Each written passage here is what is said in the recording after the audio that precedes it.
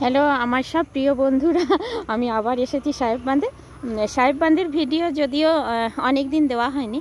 তো দেখেছেন আমাদের সাহেব বাঁধ অনেকটা পরিষ্কার করা হয়েছে, জল দেখা যাচ্ছে, কচুরিপানা আছে, তবু এগুলোও পরিষ্কার করা যাবে, মানে সংখ্যায় এখন তাও একটু এগুলোও পরিষ্কার করা যাবে আমাদের সাহেব বাঁধ।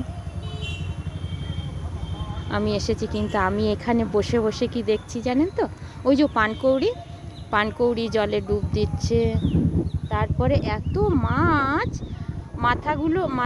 মাছ তাদের মাথা তুলছে আবার চলে যাচ্ছে, আমি কনফিউজ হয়ে যাচ্ছি মাছ না সাপ।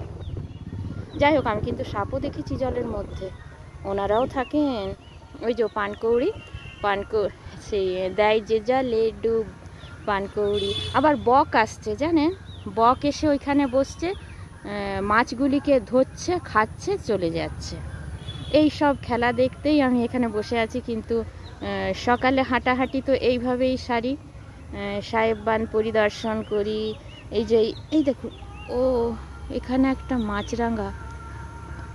মাছরাঙা না পানকৌড়ি ডুবে আছে। যাই হোক, আমি এই মাছের খেলা, পানকৌড়ির খেলা, সঙ্গে বক আসে তাদের খেলা, এই সব দেখি। এর মধ্যে দিয়েই আমার সকালটা সুন্দরভাবে অতিবাহিত হয়। সবাইকে জানাই শুভেচ্ছা। আজকে বেশ মেঘলা আকাশ, ভালো লাগছে বেশ। এই মেঘলা আকাশ ভীষণ ভালো লাগছে, হিমেল বাতাস, মেঘলা আকাশ, হিমেল বাতাস। আমি আছি এখানে,